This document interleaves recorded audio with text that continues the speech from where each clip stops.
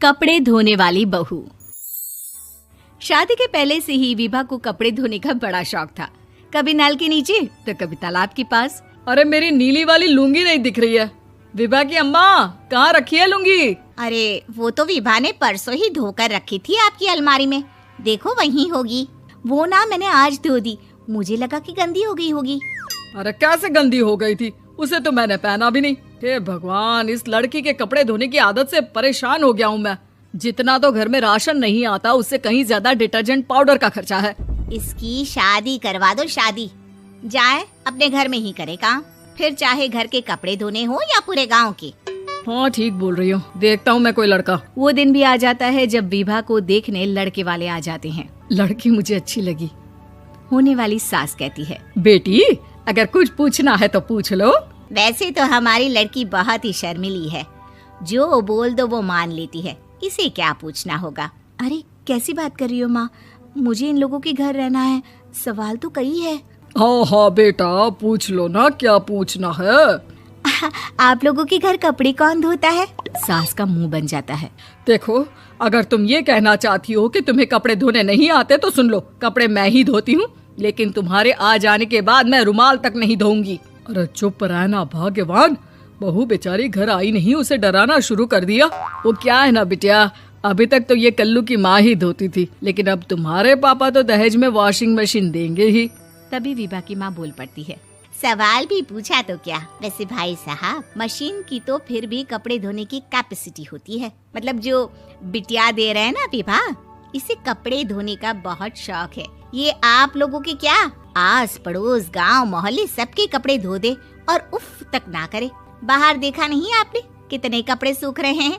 सब हमारी बिटिया ने ही तो धोए हैं। बस भी करो ना माँ, शर्म आ रही इतनी तारीफ सुनकर।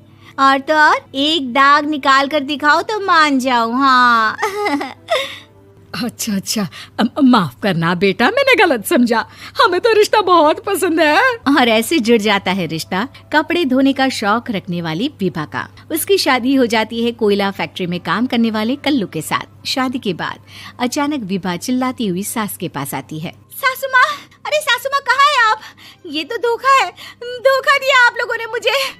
इसे ससुर के चक्कर के बारे में पता चल गया। अरे तो उसमें तुझे क्यों धोखा मिला है? अरे नल में पानी नहीं आता, कपड़े कैसे कब धुलेंगे?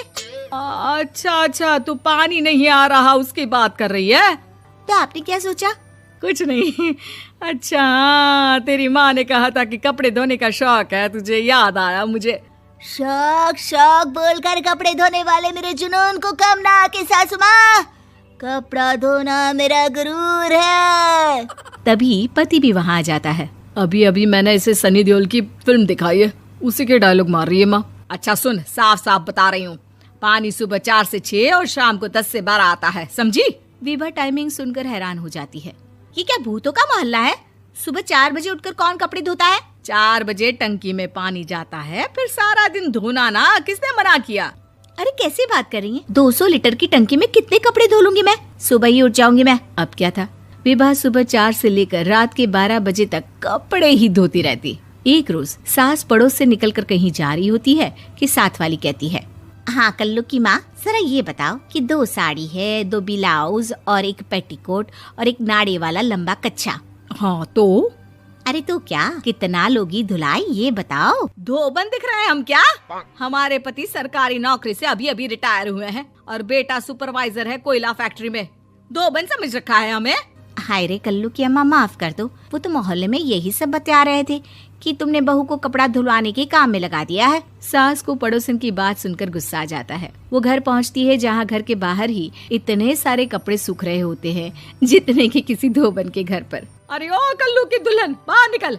माँ जी यहीं आ जाओ, बाथरूम में चादर धो रहे हैं हम। अरे अभी हम धोते हैं, तुमको बाहर निकलो। ये आस पड़ोस वाले बोल रहे हैं कि हम बहू से कपड़े धुलवा कर उसे कपड़ा धोने वाली बना दिए हैं।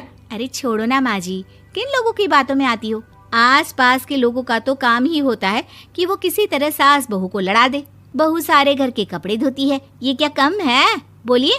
सास को भी लग जाता है कि वो बहू का ये सनकीपन नहीं छुड़वा सकती, इससे अच्छा है कि खुद ही चुप हो जाए।